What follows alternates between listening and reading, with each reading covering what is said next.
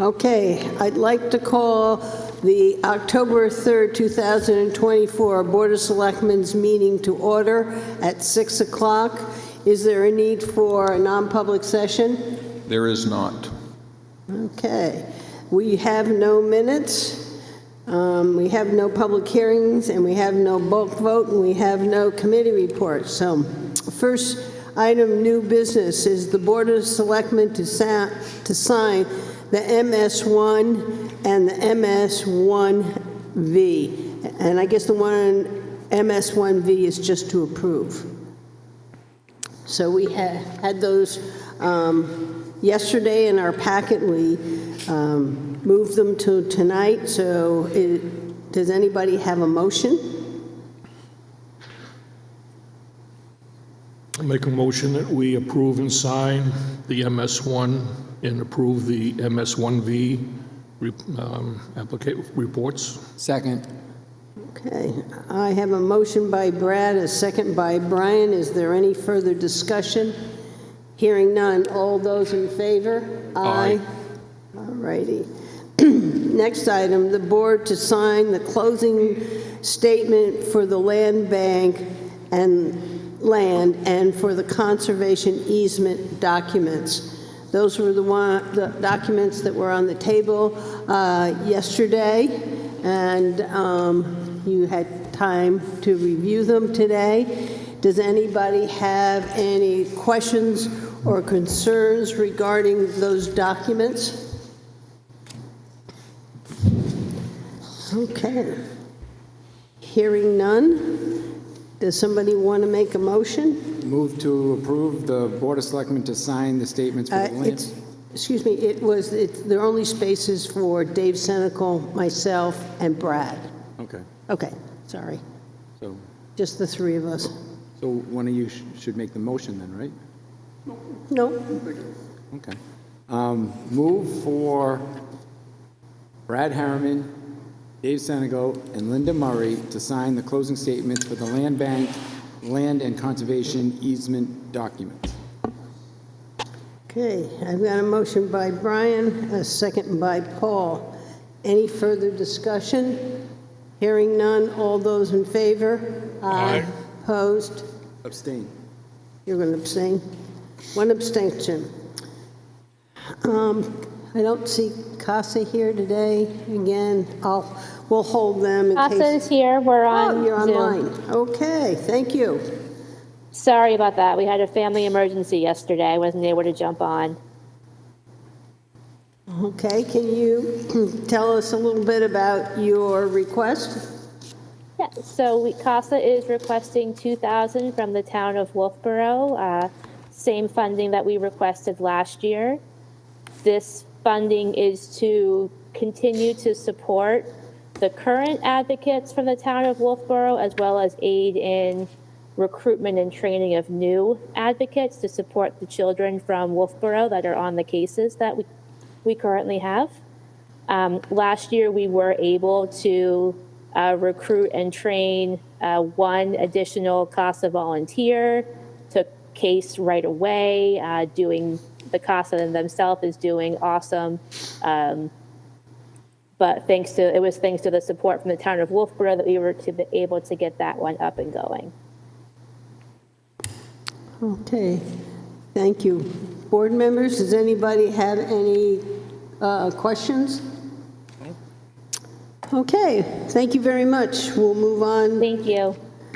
All righty. Next item on the agenda is our budget hearings, and I'm going to ask the board whether you would be willing to move the Conservation Commission up, since it's one of the last ones, and Lenore's here, was here for the earlier one, and so let's do that. Is everybody in agreement? That would be under Planning and Zoning, page 23. Okay. Here, podium or table? Right here. Thank you. All righty. Do you want to make a statement first, or we'll just go over the lines, and then if you have, anybody has an issue, you can answer them? Sure, just for the benefit of the Okay. public that might be watching, I'm Lenore Clark. I'm the chair of the Wolfeboro Conservation Commission. We are an all-volunteer board, although we do have one part-time paid staff member, and we have a Board of Selectmen's representative, and we work to protect the natural resources of many properties in town. At last count, it was over 55 and totaling about 1,000 acres. So that's what we do. Very nice. Thank you for all, you and all the volunteers. I'll start off with the 100 series. 200 series, I have a question on the 200 series. I think there is an error on Social Security. I'm wondering whether somebody, it should say 459, and it turned out to be 496, 495. I think somebody just may have transposed numbers because there's no, it's the same salary, so it should be the same. I believe last year was wrong. If you look at the calculation on page 26, it is 495. I agree with you. oh, That so- is incorrect. This is right, last year's. You are correct. Transposition error last year. Okay, all right. I thought something looked funny. All right, 300 series, 0%. 400 series, 500 series, 600 series, 800 series. This budget was increased by 0.07%. Well, will that change because the 7.84% is now 0%? I don't know what you're saying. The way the line on Social Security came across, no, it's all right. We can't go back and restate an error in 23 anyways, so, I mean, right. 24, excuse me. Okay, is everybody okay? Yep. We done? Jim, do you want to then do your, All set, Lenore. thanks, Lenore. Actually, go home now.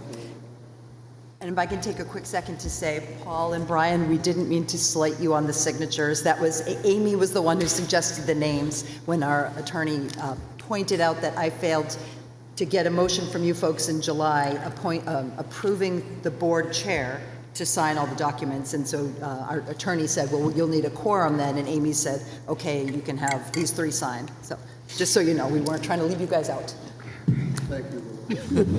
They feel a lot better now. I'm sure you'll sleep better now. That's right, we all feel better. Okay, good evening, Jim Pinio, Town Manager. I'm here with Catherine Carpentier, also known as Casey, our Finance Director.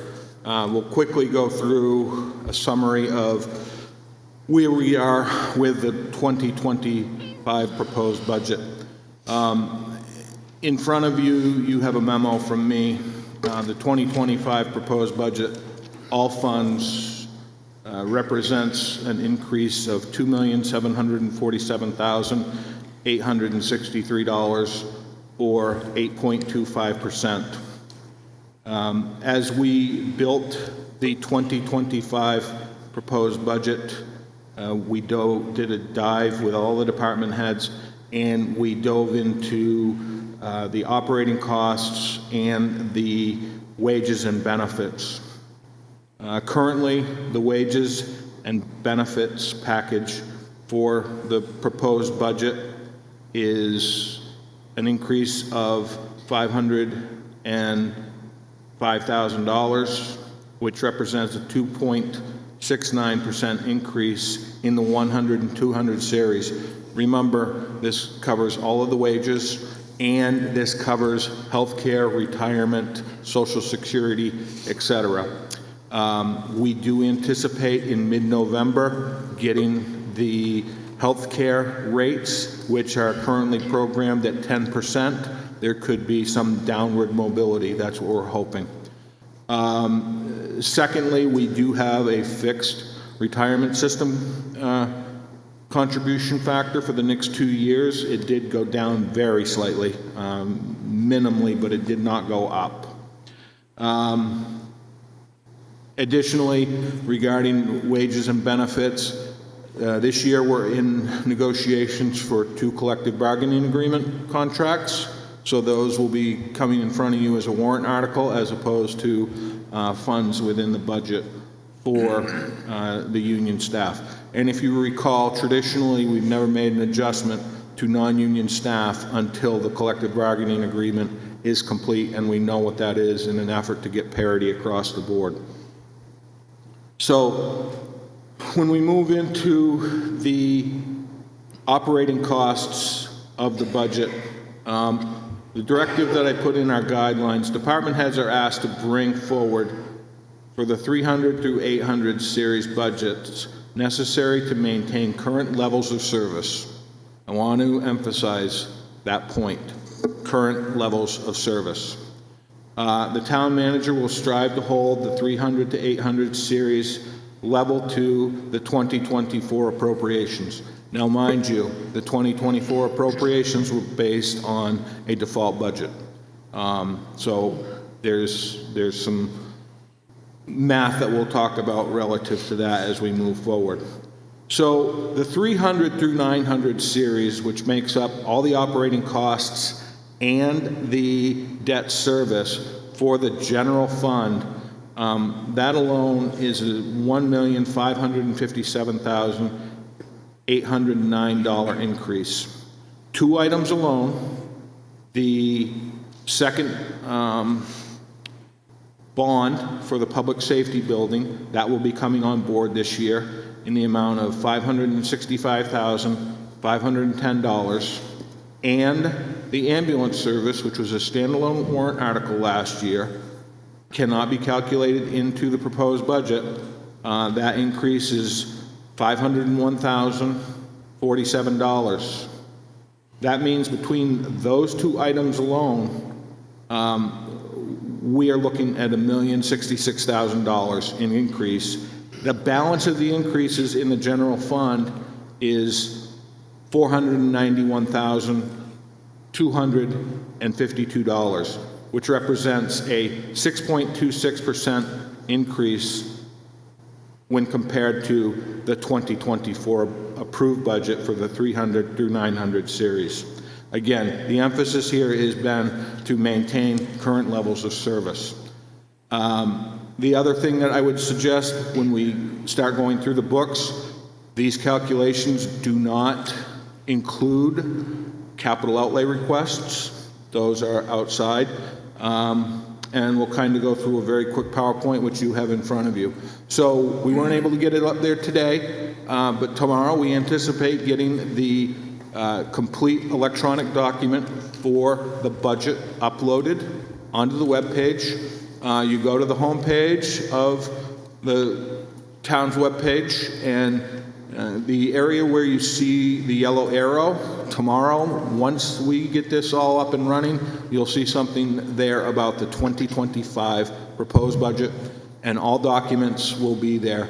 You'll see it broken down by the general fund, you'll see it, the enterprise funds, and you'll see the backup information, including 5-year averages. Everything that is in your book here will be electronically available for the people in the community to see. When you click on that, you're going to open up that page, and this is what you're going to see when you go in. You open up the right-hand toolbar, and it's tabulated, so you can actually tab to what department that you want to look at. So, for example, you wanted to go to Parks and Rec, just click on that, and it'll automatically take you to Parks and Rec, so you don't have to spend a great deal of time scrolling to try and find it. It's all automated for you. So a little bit about the budget history. First of all, I think it's really important because there is some confusion out there. The general fund is made up of the government operations which are paid through for taxation, which would include general fund, public works, police, fire, library, parks and rec, etc. and the debt services associated with them, the employees and whatnot. The enterprise funds, which you can see there listed as water, electric, sewer, and Pop Whalen, those are actually paid for by user fees. So those don't necessarily, when we're setting the budget and setting the tax rate, those do not necessarily have an impact on your tax rate, because your electric bill pays for the $11 million electric budget. Your water bill pays for the $1.7 million water budget. Your sewer bill pays for the $1.7 million sewer project or sewer budget. And the Pop Whalen, it is paid for by the user's fees. Now, we know that we're going to get into conversations that we're struggling to break even there. That's a path forward that we've got to figure out. So when we look at this over the years, from 2021, we've gone from $28,653,102 to a proposed budget this year of $36,048,662. A lot of that is made up with increases in debt service, health insurance adjustments, and frankly, a lot of it has to do with the cost of doing business, which you're going to see, especially when you get into the Department of Public Works. The purchase of pipes, the purchase of gravel, the purchase of equipment to service the vehicles, to keep the vehicles on the road, products to keep the roads safe, they are all escalating. Our tipping fees, we're seeing increases there. So you're going to see these increases as we get into this with the departments. So moving along, in your book, this is just to give you a highlight of some of the summaries. When you open up the summaries tab within your book, this gives you the 2024 budget, which again is default, the 2025 request, 2025 town manager changes, 2025 proposed town manager budget, changes in percentage and changes in dollar signs. Now you're going to look at that and say the town manager made no changes. And that is correct. Department heads came in, department heads were able to articulate to me that the items that they need are what they need to maintain current levels of service. I know that's a hard pill to swallow. It was a hard pill for me to swallow going through these budgets with the department heads. I know there's going to be cuts made. I get that. I've tried to prepare the department heads for that. But I felt the responsible thing for me to do in maintaining a current level of service was to bring this budget in at where they requested. Now, down below that, you will see capital outlay request for 2024. There was none.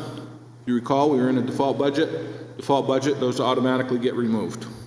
And then below that, you're going to see the 2025 capital outlay requests for departments totaling $361,237. I do fully anticipate these capital outlays being very, very heavily scrutinized by the Board of Selectmen and the Budget Committee. And I prepared the department heads for that. Moving along, when we look at the 2025 proposed budget to the 2024 proposed budget versus the default budget, I've put together two slides for you on this singular page. So the top slide indicates the 2024 proposed budget compared to the 2025 proposed budget. If the 2024 budget had passed, the increase we'd be looking at on the general fund would be 7.3%. With that not passing, you go to the bottom slide, the general fund increase is 11% this year. You can see the roll down for the various enterprise funds, which are paid for by user fees. And then if you look at the bottom number, again, the total, if the 2024 proposed budget had passed, we would be today looking at a budget increase across all funds of 6.37%. However, because it didn't, we're working off a default budget. The increases have escalated, and all in, across all funds, our increases are looking at 8.25%. Here is a quick summary on page 4 of your summaries that lay down for you in a single page the ups and downs within the general fund budget. This gives you a quick snapshot of where your increases and decreases are in the general fund. That takes you from $18,762.37 to $20,825,571. Again, without capital outlay requests. This is a good tool if you want to look at where the increases and decreases within the budget are. This is where you're going to find the ambulance increase. This is where you're going to find the debt service increase. This is where you're going to find some debt service reductions based on retired debt.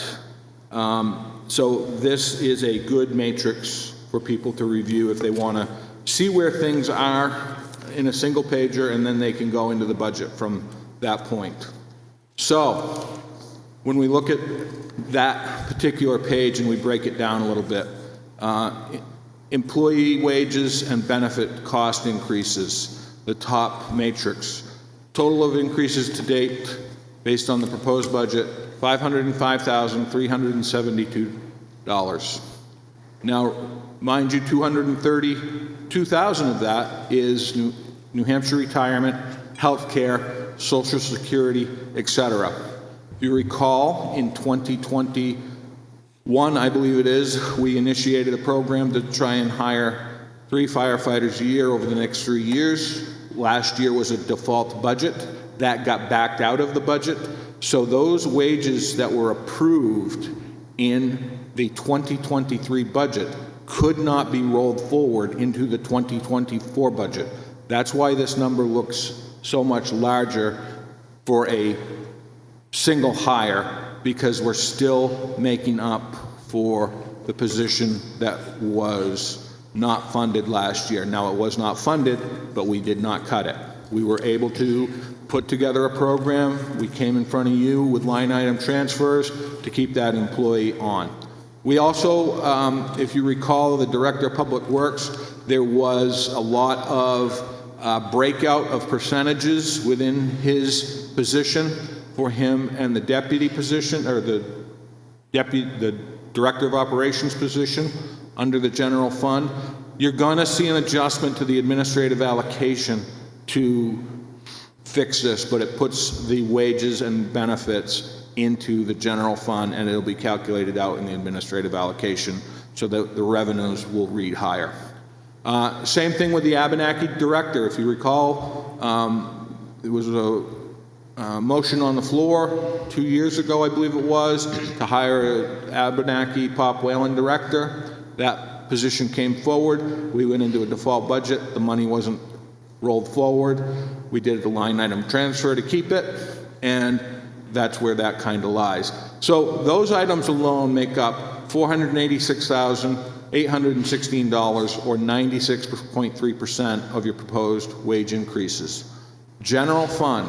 So general fund 2025 operating cost increases are $1,557,809. This is your 300 through 900 series.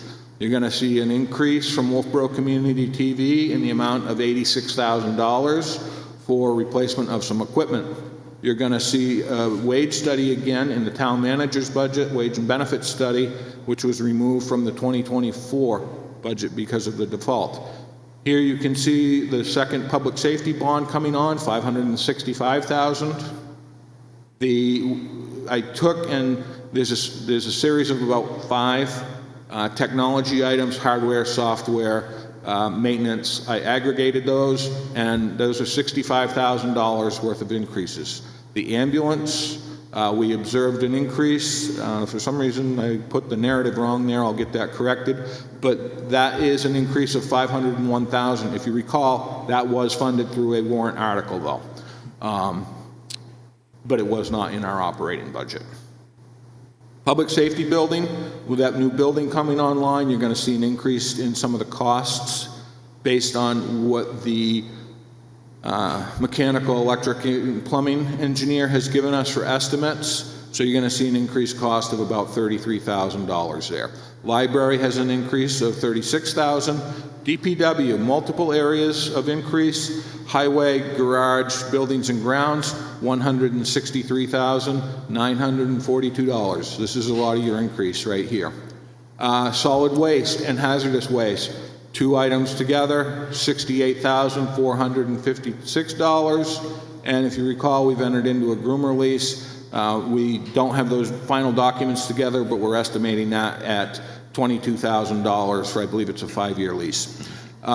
We have a series of reductions across the budget total of $169,325. So these items on this particular page make up 90% of the increases associated with your operating budget 300 through 900 series. You put the two of them together equal $1.9 million, which is 93% of the proposed increases for 2025 proposed budget.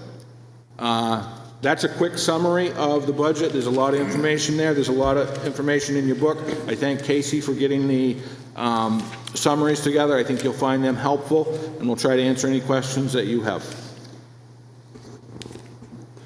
I have one. Since we had the ambulance, which was a warrant article, it might be interesting to see the total cost of all the warrant articles that came out of the general fund and that percentage, because that kind of skews where we may want to go with the cash for warrant article capital.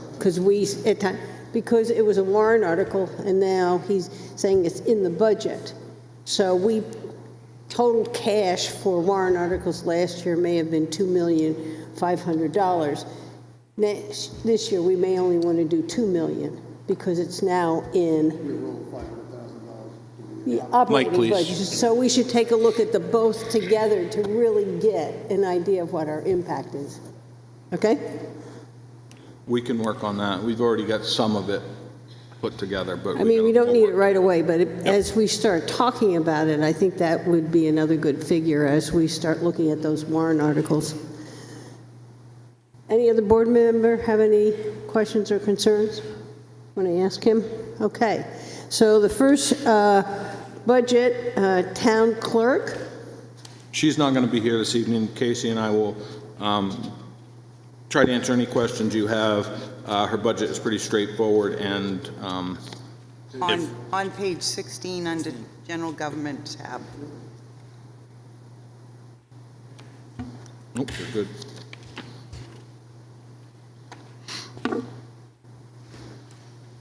So her overall budget is down 6.6%, mainly because this year she's got a lot of elections. Okay. Board members have their pages. Let's start with the 100 series. Any comments, concerns? I have one question. It says part-time wages.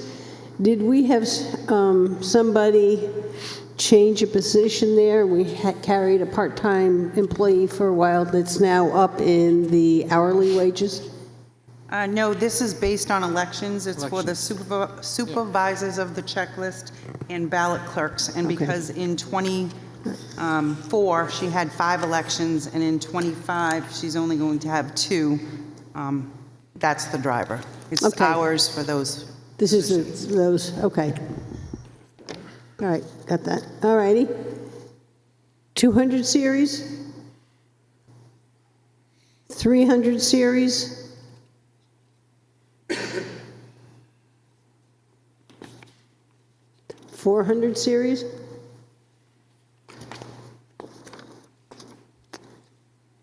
$500 series? 600 series? 700? 800? Linda, could we go back to the Sure. 300 series? Absolutely. Under elections, we just talked about, we dropped from 5 this year to 2 next year. I'm looking under elections there. Last year, we had 11,000. Well, we budgeted 13,3, and we've got in for 14,4 for 2025.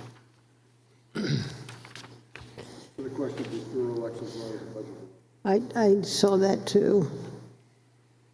So her explanation to me is it depends upon how long the ballot is, because it increases the ballot cost. So if you look on page 18, under her descriptions, this is based on a 4-page ballot. That would be both sides. If it's more or less, that would be less. Okay. And I do believe back, if, Brad, you were picking up the history in that account, some of those election workers were being charged in the 300s, which was inappropriate. So that 25,000 and 22 was some of the election workers. Okay, that was, all right. Does that answer your question? Yep, yep. I also just want to say that under machinery and equipment, in the current year, she's buying, how many machines? 2 machines for $14,000, yet one of half 50% of that, or one machine, is being covered by the state. Correct. And this is essentially a mandate that I think it has to be in place sometime next year. I don't remember when, but they have to be in place for next year.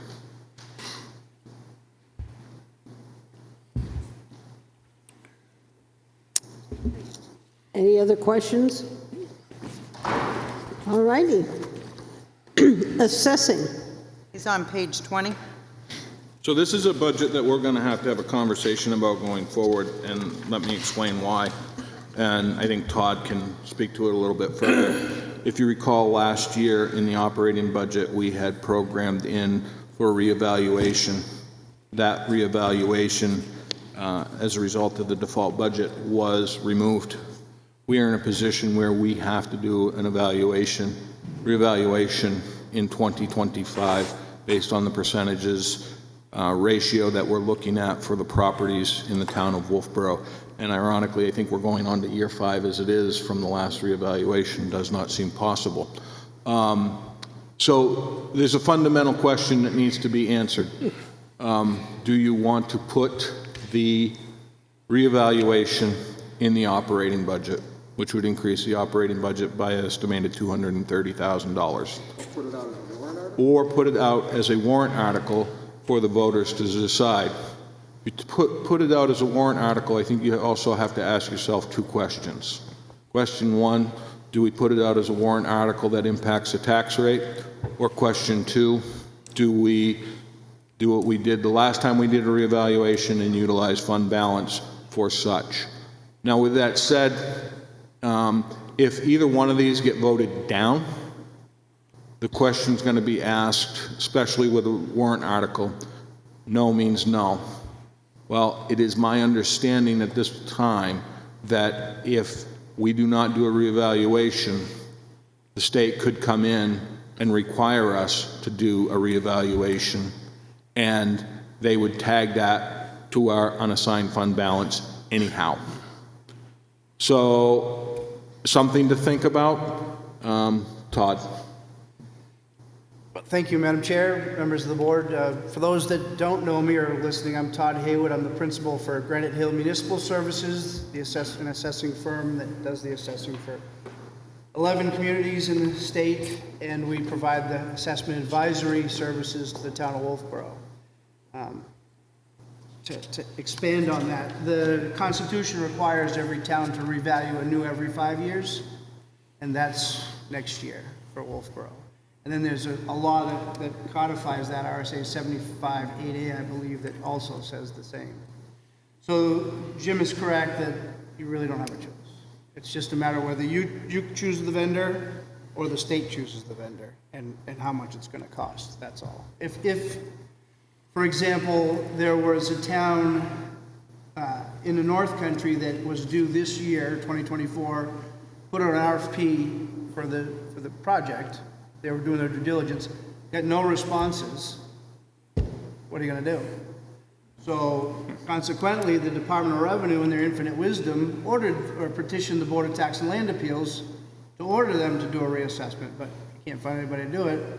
How are you going to do that? So where it stands now is they understood that the timing was not good, so they gave them until March 1st of 25 to find someone, which now that they're ordered, all the administrative rules become rules and not advisory, so it adds another layer or a lot of layers to the process.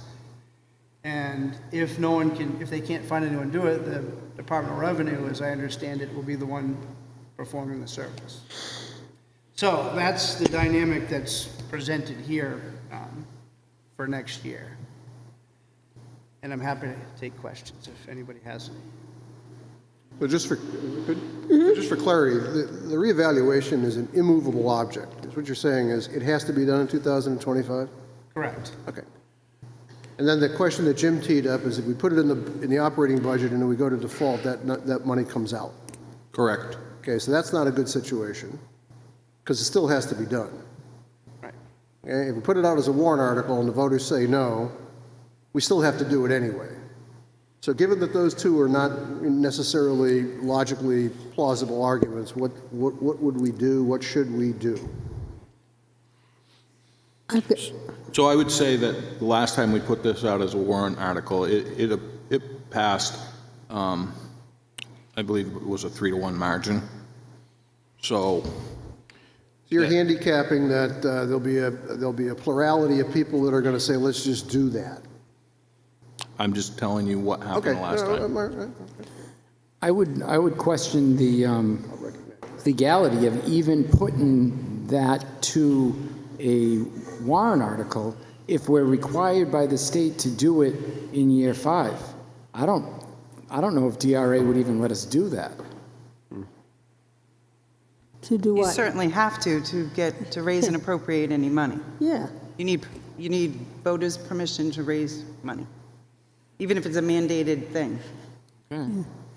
Jim, I have a question. If we put it in the operating budget and we went into a default budget and we needed to do it, could we petition to overspend the bottom line and go to DRA in that manner? Only for that expenditure.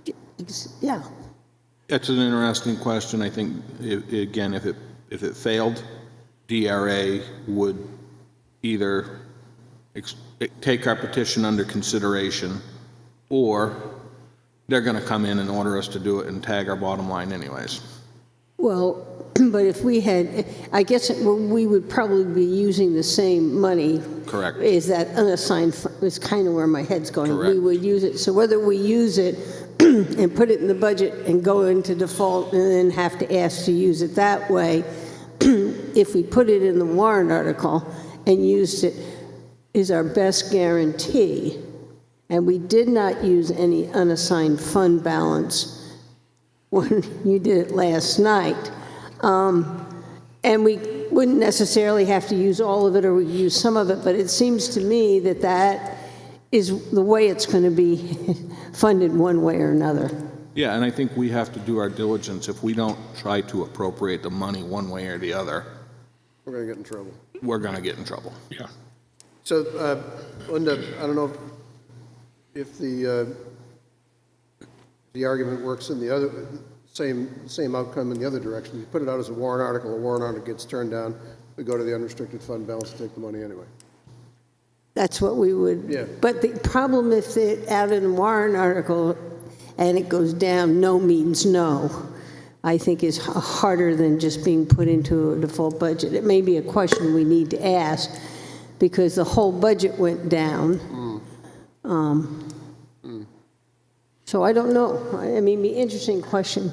I would be surprised if it went down if you put, it didn't cost anything to the taxpayer. Yeah, I think the takeaway at this point is we've got more homework to do on it. So stand by, but keep your thinking hats on about it. Linda? Yes? Kind of same subject, but looking forward to the following, next 5 years. Would it be plausible to think about setting up a capital reserve fund for that and put away a fifth of the money each year, so when that rolls around in 5 more years, we're not impacting the tax rate and stuff with a spike of $200,000 or $300,000, whatever that amount would be to do the reval. Just put out there's a Absolutely. thought, so. That has been my experience in other communities. We did have a capital reserve fund for that, but I think it would be more called an expendable trust fund because it's really not capital. We learned that recently. My gut feeling was that you wouldn't do it the year that you're paying for the reevaluation. You would start it the following year. Okay. Any other questions or comments? Okay. 100 series. I have a question in here. There is a increase in overtime. Is this kind of thinking that we might be doing the reevaluation? Okay. Correct. That's what I thought. And it does equate to 40 hours. Yeah. 200 series? 300 series? 400 series? Question. Yep, I What's know. the we're- other property-related services mean? Paul, I'm sorry, could you use up to the mic, thanks. Okay. What's the other property-related services mean? So that's our cyclical review. No. No? No, Description says change due to a 4/1/21 to 31 mapping. Oh, contract. 4,500 pieces, and mapping project specialist, and cap 213 parcels, mapping corrections, 3,800. Todd, can you get that down in like a sentence? So that's your mapping contract, but what we're asking is, next year is also your assessment review year, which is the year that the Department of Revenue reviews the files and the process in the assessing office. And what we found during our cyclical review of the properties, we found 200 some odd properties that the map has a different acreage amount than we're assessing them for, so we want to reconcile that. So you're running it around $4,000 a year, but because we have a reassessment coming on, the number goes up by a factor of almost 2. I'm not sure about that. I think once we get these corrected, then they should be maintained for the future. we won't make those mistakes again. It changed due to 4/1/21-3/31/22. What do those dates mean? Should they be out? Are we just doing mapping? The dates are what threw me. Well, that's between you and cartographics. I don't really have a lot of intimate knowledge with that one, but I think you're under contract for your annual map updates. But that's 2021, 2022. I think that need to be changed. I would assume that whoever put this budget together didn't take those dates out. Okay. We'll do that. Okay, thank you. All right, But do you want to talk about? all right, that was the All right. 4, yep. So there is the number 384 on page 22, your data collection, and we had this conversation, or maybe possibly with the budget committee, but since you're doing your reassessment, you typically have not done your cyclical, so that has room to move there, in my opinion. So that's line 384 only Yes. you're talking about, just Yes. to make sure we're all clear. So we should put that on a revisit list. Parking lot. Yep. Because that would be something we would come back to.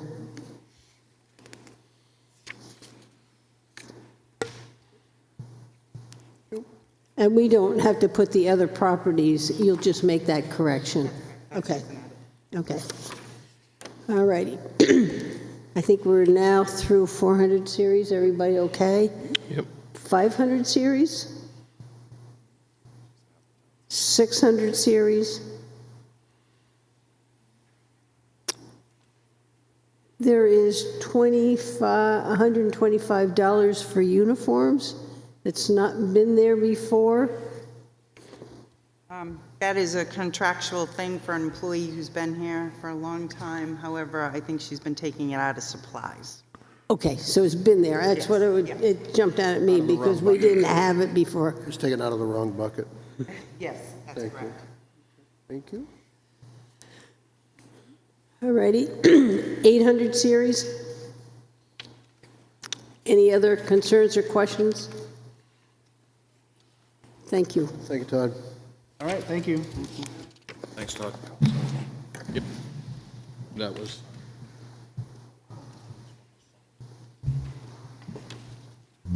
Next one is tax collector.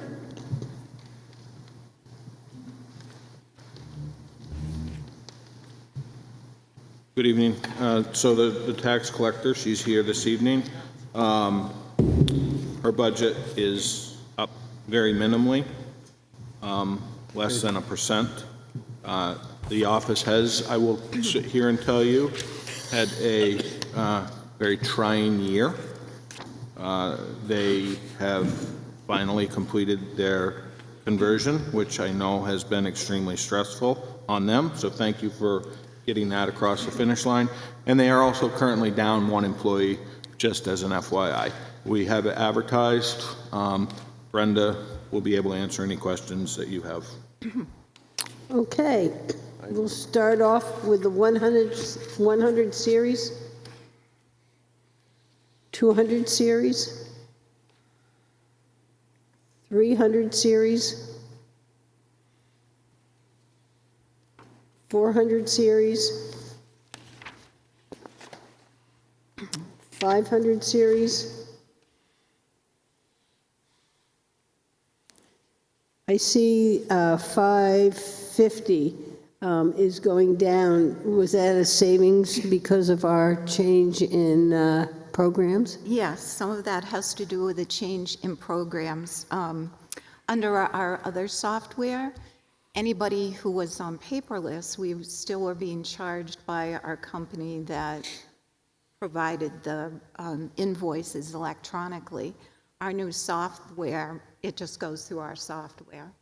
And I think we purchased something, I can't remember what it was, to allow us to be able to send more emails at one time to accommodate that. It's very minimal, I think.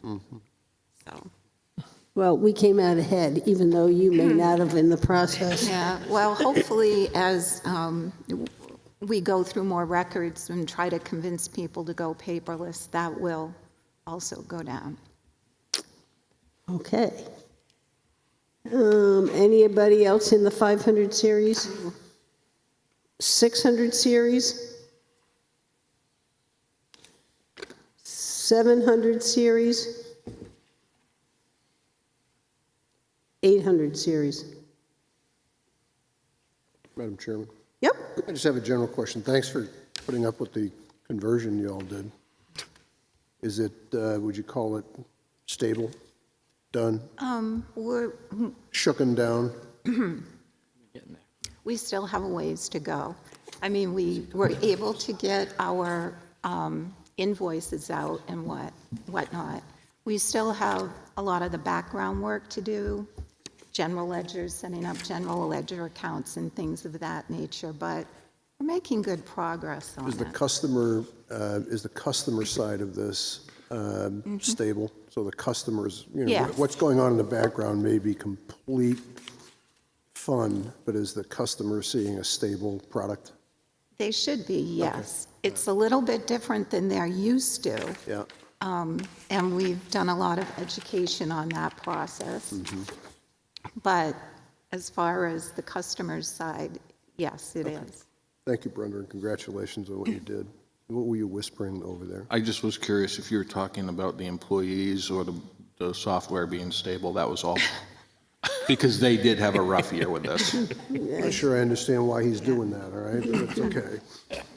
And I'd like to Are you thank, guys stable?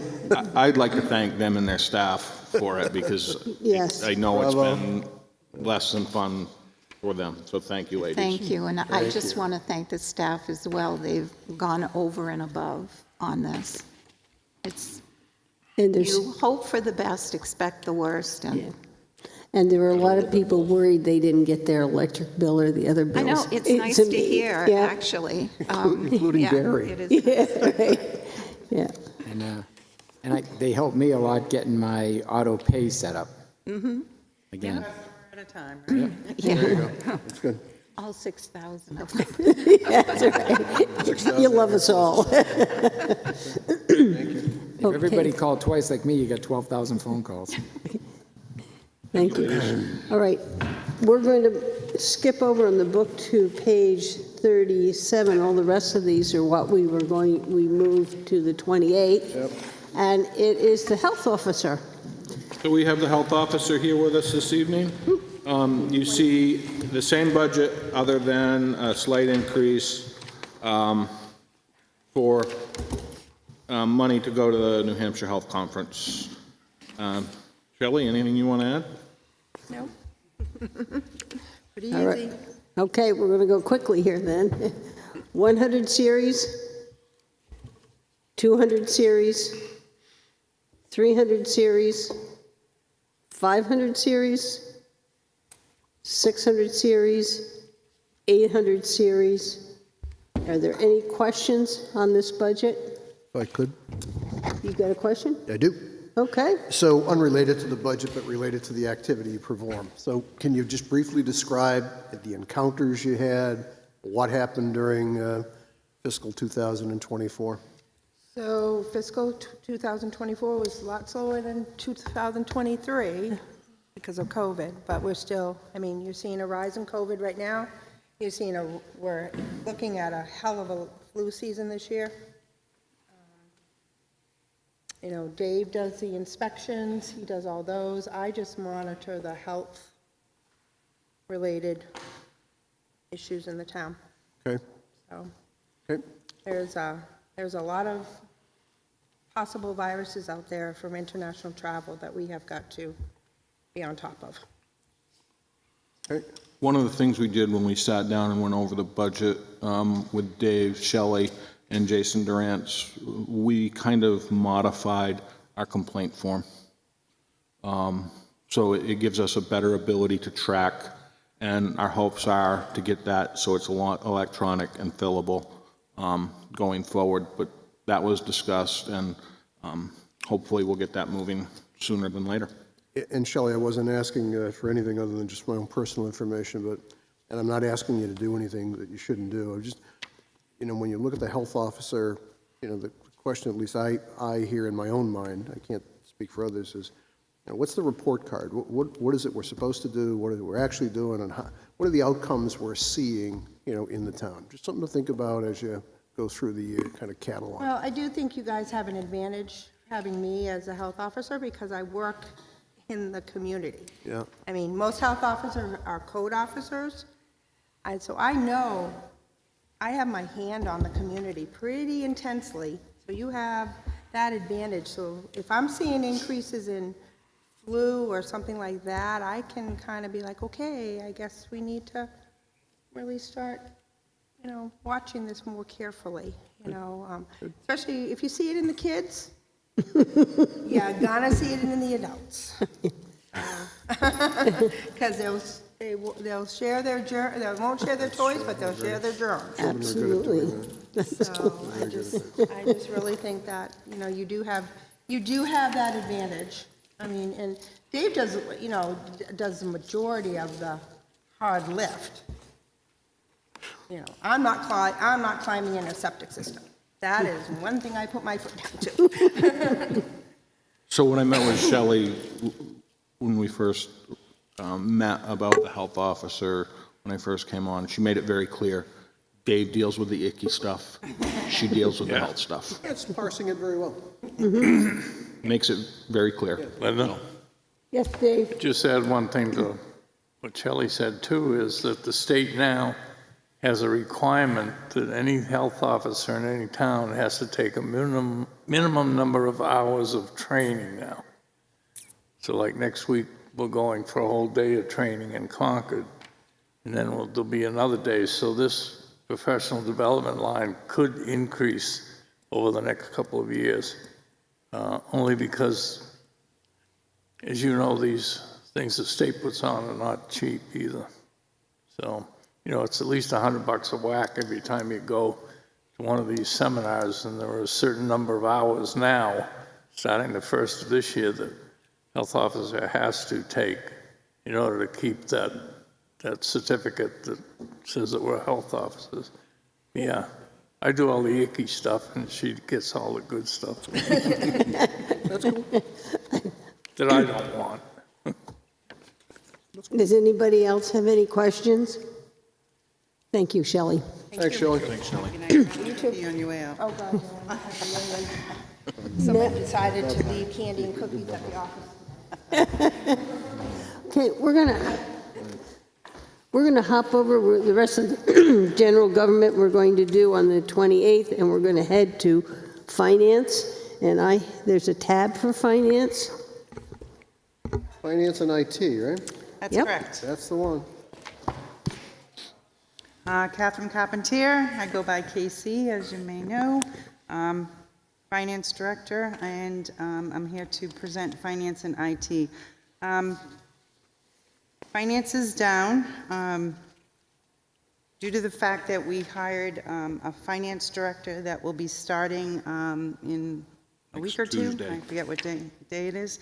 And so the salary is a little less than what it currently is under supervisory salaries. I've also tried to cut some of the spending that hasn't been used in order to fund some of the IT projects, which we'll get to afterwards. So I think that's all I have to say in finance. Okay. So we'll start with the 100 series. 200 series. 300 series.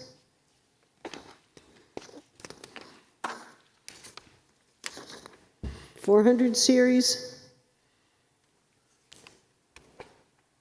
I'll go, you've moved a bunch of telephone out to other, Yep. So you'll see that in about 5 more pages down under IT. If you recall, I'm getting confused on my years. I think it was in 2023, we had a capital outlay to do a new phone system for Town Hall, Public Works, Parks and Rec, excluded Public Safety and Library and Electric. And the budgets were, the phone budgets were everybody's department. So last year in the 24 budget, we took them all out and gave them to IT, and then the default put it back. So we're trying to do the same thing again this year. Okay. And there is a sheet in this section that shows you where all the money came from, and I did make sure that I took all the money, that they didn't try to take that money back again in their phone lines. So you'll see a lot of phone expenses for those departments going to zero. Not in all, because some of them have tablets, some of them have, forget what else, but there's some that have some budget in it. But I have more than covered what I need to for the town hall phone system. that makes sense to me, because I knew I'd seen that happen before. Okay, we're trying again. Yes, right. Paul? Yeah, just for my own benefit. And why was there a carve-out of other departments not signing up to get on the phone system? Could you repeat that, please? Yeah, I think you said that the telephone system was for Town Hall and Parks and Rec, but not for other departments? Okay. How did So how why did that I- decision come together? Yeah. Okay, so the public safety building, meaning police and fire, were not even under construction Right, I in got that 23. one. Yep. So they weren't sure what phone system they were going to go for.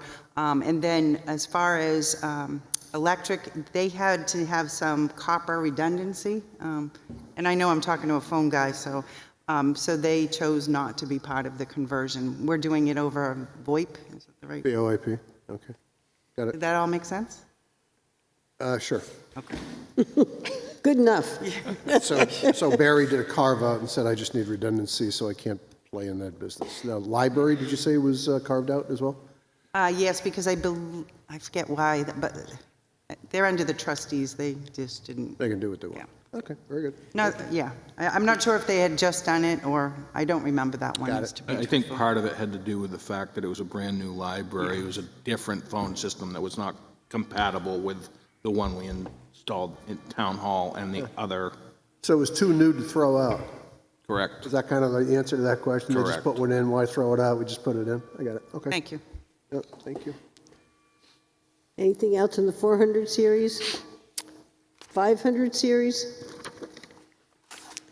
600 series?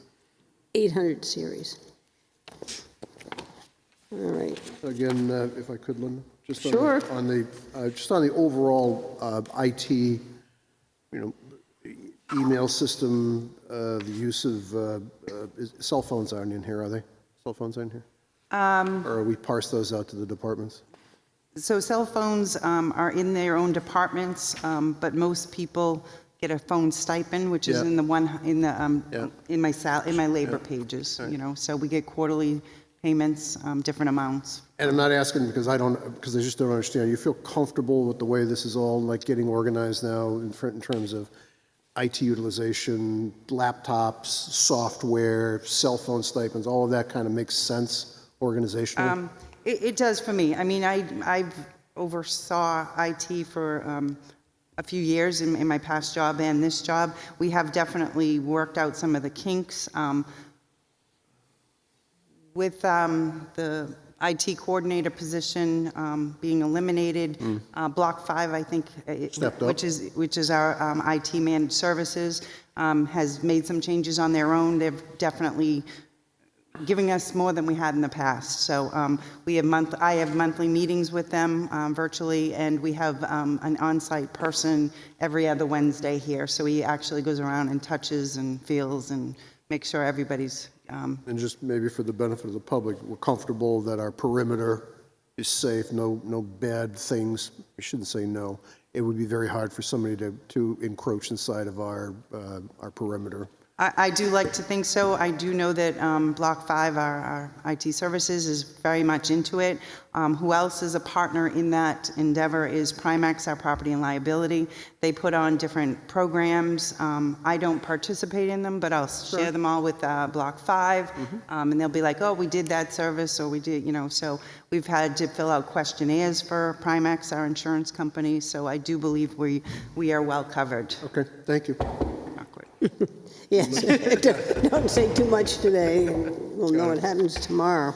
Okay, the 100 series, the 200 series, all right, the 300 series. Let's see, Okay, so this is where on page you just, that's where I 7. picked it up before. On page 7 and 9, I'm paying about $14,000, a little over $14,000 for the Block 5 phone service. And on page 9, you can see where I'm getting all this money from to offset that increase and some. And MuniSmart is up to date, good, healthy? Yes, I believe so. Okay, good. But if we're in 300s, I'll jump to the next one. 380 website maintenance hosting. There's only a small increase here, but Amy has been in contact with our vendor called Civic Plus, who is the developer and the person watching our website. And we are on a very outdated, antiquated, same word, package.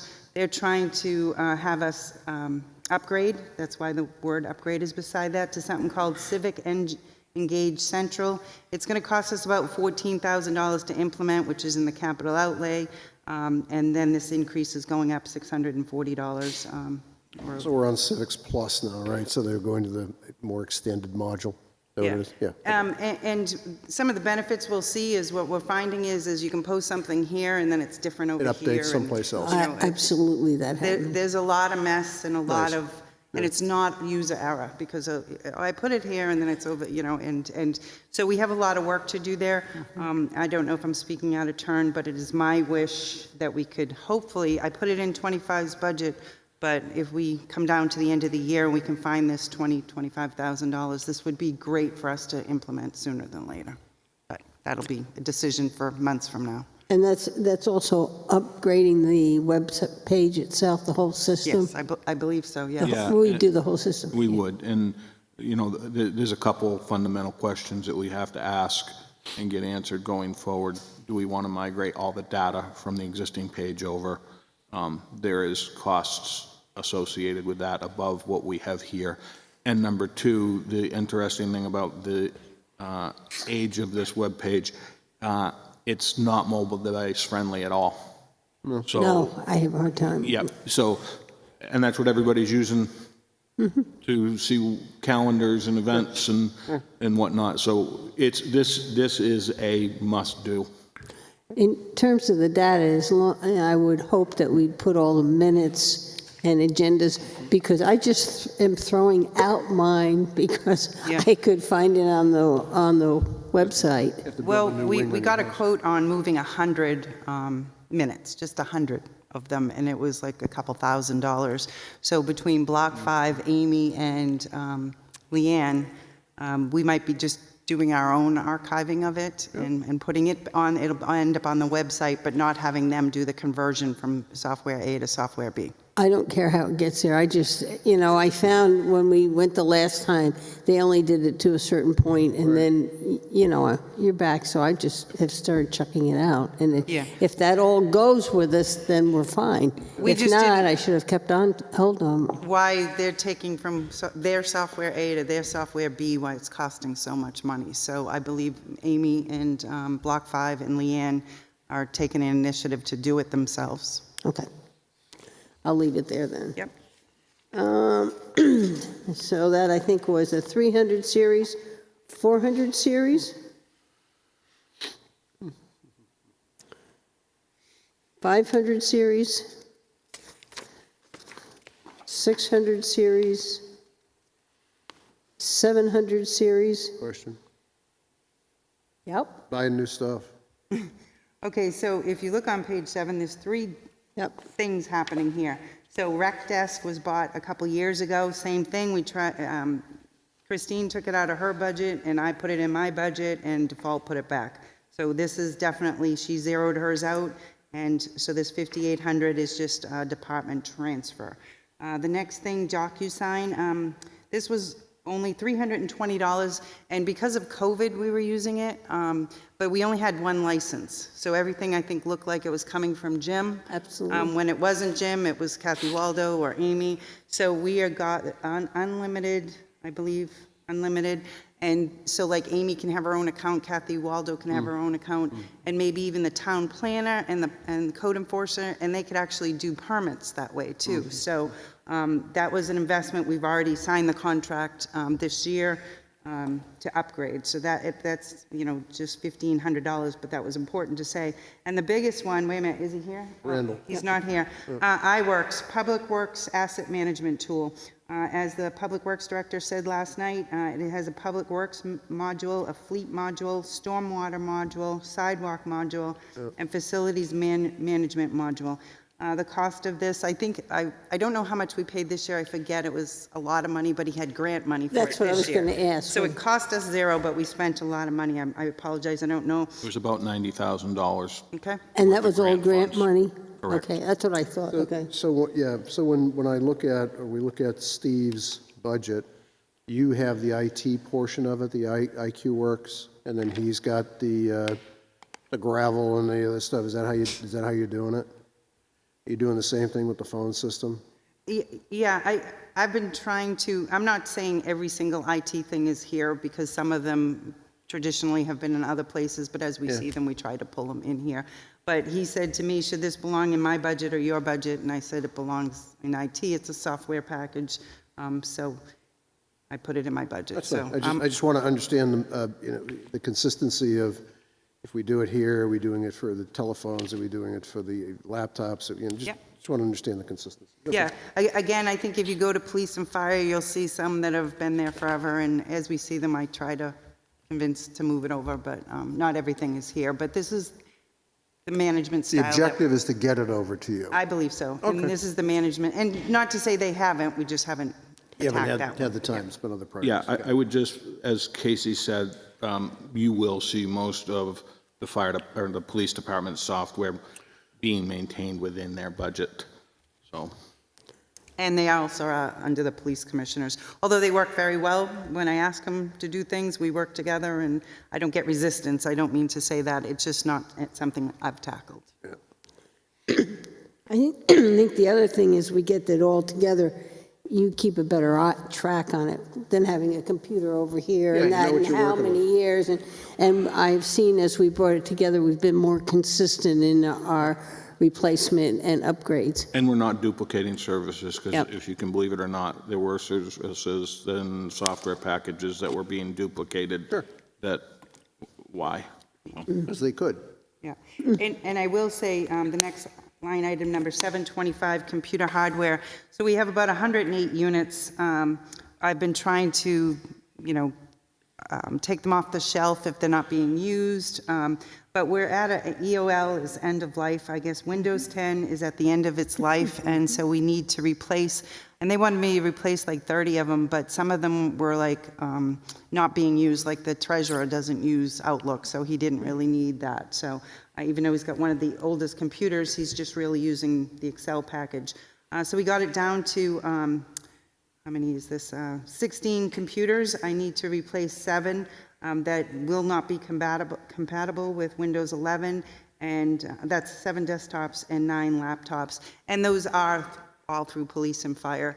And usually I don't go by, this year I'll have to because of the end of life, but if you give me 16, I sometimes just do 10, and then over the year, somebody's is going to break or a new person's coming on, and we're trying to shuffle some around to make sure that the power users are getting the better computers. And so there is definitely, police and fire are working, all departments are working with me on that. And, I'll say, what do you need? And they'll say these 3. I go, okay, you get 1. Yep. So specialized gear, like the mobile data terminals that are in the cruisers, that's theirs, right? That is theirs. It is on my inventory On list. your inventory. That Block 5 is managing, the inventory list. I don't keep it up to date. But I guess Mia, I work very closely with Mia. She's part of my monthly meetings. They're looking into that because they need to probably update some of that too, but that's not reflected here, and probably won't be. Either they get grant money for it or they come up with it for themselves. Okay. So here, the budget, unfortunately, minus 59,000 in salary and benefits, but up 71,000 in operating budget. Overall, it's up only less than 12 or 3.8%. So I think we've accomplished a lot in the budget. We're making a lot of good progress, but I think this is a lot of money Okay. and a lot of words. Yeah. Does anybody else have any questions or concerns about IT? Is now an appropriate time to go to the 2 capital outlays that I have? I think it would be. Okay, so if you go to your capital outlay tabs, I have 2 requests, and I was taking a little bit of a shortcut here when under justification it says see each quote description attached.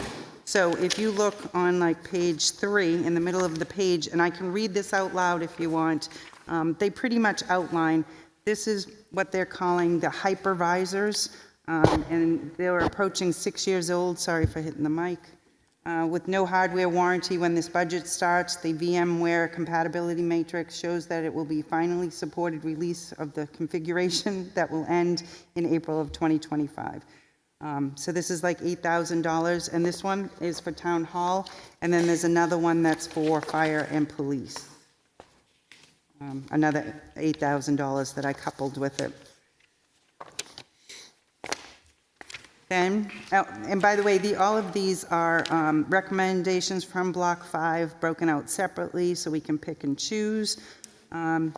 So there is one here for the water department. It's a firewall and wireless access point, and this is a little over $2,000. And the electric department has that same request. If I read this correctly, it basically says we have we have hardware that is, software that is unsupported because of either an acquisition or whatever, and so if something happens and it busts, you dial 911 for help, and they're going to say you have unsupported software. Sorry for that. Yeah, and then the last thing is, so we had two of those hypervisors, one, like I said, for fire and police, one for town hall. Then we had two firewall and wireless access points for better connectivity for electric and water. And then the last thing is they believe we need a new backup storage appliance for the basement downstairs. Okay. So the total of those 5 asks are $24,051, where $2,000 comes from water, $2,000 from electric, and the other $20 from current revenue. So without these, we would have issues, things will go down, software will not be supported, and it sounds Right. like we might have issues with firewalls, right? Yep. And some of it Security. is, I guess, it goes, no new releases will be published, but it's we'll be missing critical security updates. Yep. So, so you still, it's not like it's going to break on day one. You Yep. still could use it until something goes wrong, and then you're, But even if we use it, we don't have the firewall there, which is the most critical thing for us, the town. yeah. Correct? So these are the 5 things that they put forward. Just as a fun fact, on any given day, there are 250,000 new patches made to firewall software across the planet. And if we have unsupported software or an unsupported firewall, we don't get a chance to participate in that. So somebody could sneak through. The likelihood of them doing it, who knows? Because they worry about big corporates or financial institutions. But the amount of vitriol out there and is pretty powerful. So keeping the firewalls up to date is a good idea. Okay, and I think you have another one? Yep, so on page 13, I already mentioned this to you, but this is the physical ask. This is for the one-time cost for the Civic Engage Central website upgrade. And again, this is just the one-time cost of a little over $14,000. And then the about $6,800 is the reoccurring cost, but I already threw that in the 25 budget, so. So this is Civics Plus migration to the new module. That's correct. And as you can see on the middle of the page, this is where they were going to charge us, $1,360 to move 100 minutes, meeting minutes. And we just, what? What about the other Yes. 600? All the other ones, yeah. And so we're not going to pay $10,000 to do that. So we're just going to find them from, our own town records and copy them someplace. And I don't know where they're deciding that group is going to be handling that. But so we're not ready to do this right this minute until that minute project is done. And I would sit here and say this is a priority project without question. And if we do get to the end of the year and we do have funds, this is something that we would look to start, because it's going to take a little bit of while to get the thing converted over. I'd like to go back to the first one, the Block 5 and the firewall, and wonder whether we don't want under rationale to check urgent and needed. Okay? Because that's something that the Budget Committee looks at. I think that's reasonable. Not a bad idea. So Yes, not a bad idea. urgent need, is that what you're saying? Yep. Okay. I thought you said urgent and need, but that's the same. Okay. So I have to put that in my notes. CO number 1, urgent. All right. I will take that recommendation. So I appreciate you listening to me this evening, and that is my budget. Any pictures? Okay. Any other questions for KC? All right, we're done with her budget, and we have to go find We're going to planning. tab 4, which is planning and zoning, and we're starting at page 1, which is zoning.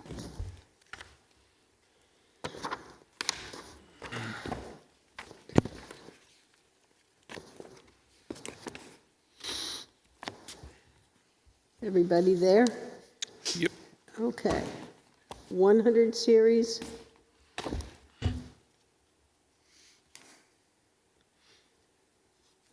200 series, 300 series. If I read this correctly, there is no legal budget, or am I on the wrong page?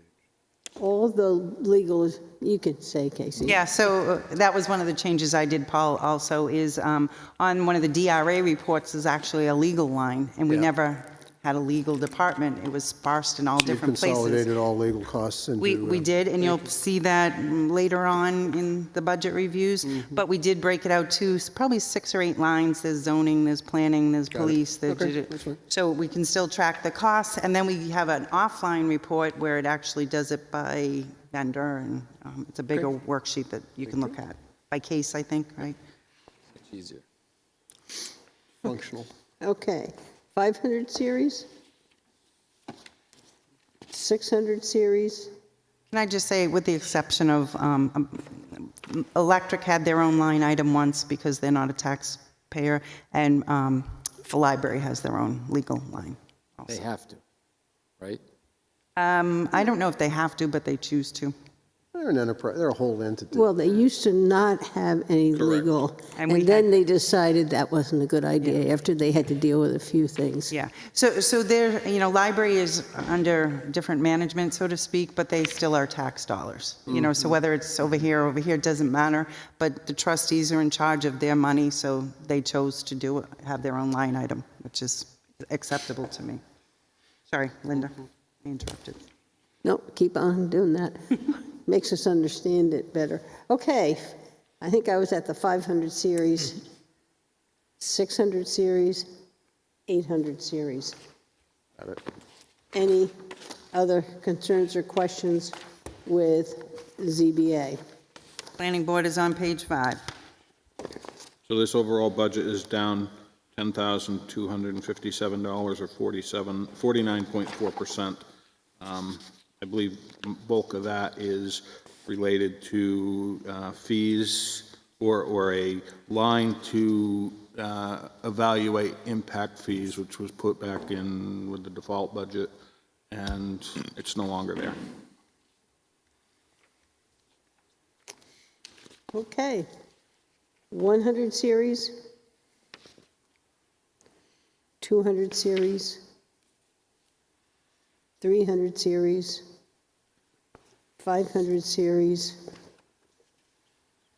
600 series, 800. It's hard when you get a budget that's gone down to take anything out. Page 9 is the planning department. So we've worked to keep this pretty much as level as we can. We're actively continuing to look for a planner. We're actively continuing to utilize Lakes Region Planning Commission. We will try to answer the questions that we best can for you on this budget. We may have to do a little bit of research when you ask questions. 100 series? Question. Yep. But you're fully funding the supervisor, the planner's salary, the 113 line. It's fully funded. So that's a run rate of about 7,000 a month. Okay, yep. Yeah, Correct. so we have kept that position the same. The only change we would have made, but we didn't have to here, is if the person who left was a single person, we would we always increase the insurance to worst case scenario and do it as a family. Yeah, so this is without the perquisites, without the fully loaded cost. Just the cash for salaries is about $7,400 a month. Correct. I'd like to put that over on the parking lot for a revisit. And What I are you would putting just, on the revisit? The salary 100s? line, yeah, the 113 line.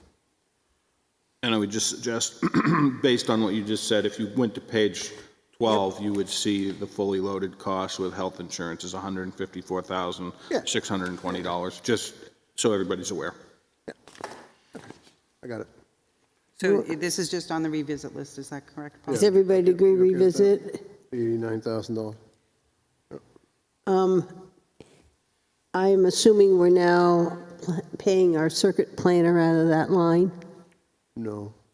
No, 100s are just for employees. Okay. So They would be down in 380s, outside They're down in services. consultants, or are they someplace else? Or is outside service? Services. Service, I think. I think it's outside service. Outside services, yes, you can see the actual in column 5. Yeah, I looked at that first to see whether we were hitting that line or not, and Yeah, I was, we may have a pickup there, that's all. That's my only point. but we could, if we ran out of funds under consultant transfer wages to that line. We usually don't do the transfers within departments. It's just, you know, a department who's watching this, you know, you're under here, you're over here. Yeah. One other thing we will probably be doing, is this where, we also have somebody covering part, Yes, so we have an employee who's out at this time, and that's being covered. So there could be some incremental increases related to that you'll see. but we also are having one of our minute takers covering, helping the planner that we have. So is doing some more hours I than, got another question. so. Okay, We're trying to still get the job done, I guess, is what Yeah. I'm trying to say. No, you So- are. So if I read this, the consultancy line is only $2,000 for next year? Is that the, In a best-case scenario, you're going to hire your planner, and, you know, so you- the that would only... assumption here is we're going to spend $2,000, we're going to bring a planner on board. That's kind of the theory of the case here. The $2,000, I think, was always justified as in case you have a special project, is what the old planner would put in there. See in But the previous- outside services line is zeroed out for this year, and that's the line that, did you say that is the Yep. planner? Yep. So the assumption is on 1/1, there is no circuit planner, there is a town planner. We'd like to be able to have that. That's the assumption.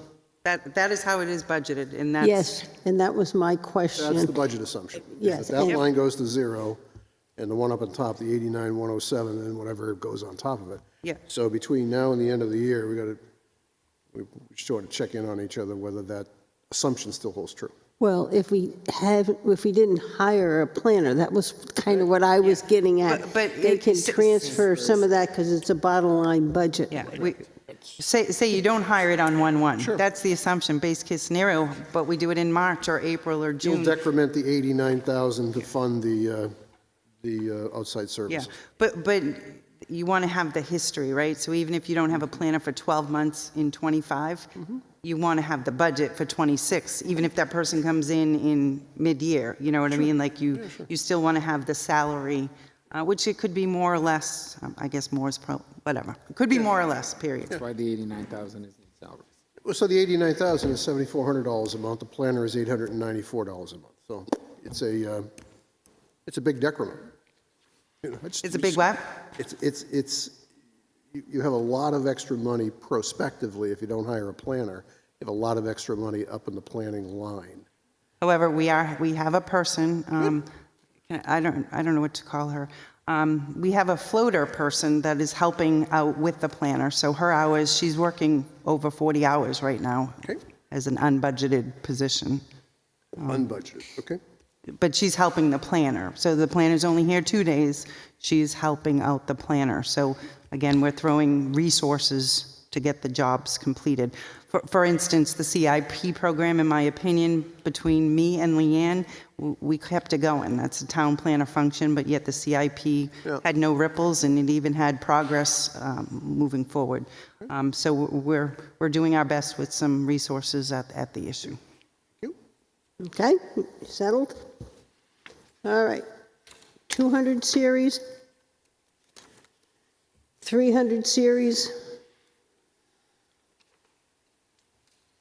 400 series, 500 series, 600 series, 700 series, 800 series. Any other questions or comments on the planning department? Okay. Want to go to Brewster on page 13 or economic on 27, Linda? I think we'll just keep on going to Brewster and not Okay. move all over the book. So page 13 is Brewster Building. So the Brewster building budget is $150,406, down 7.78%, with a lot of that being a reduction in our heating costs because of a favorable contract.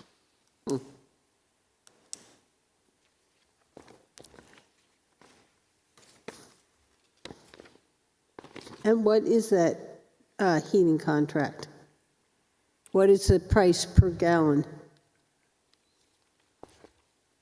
It is 272.5.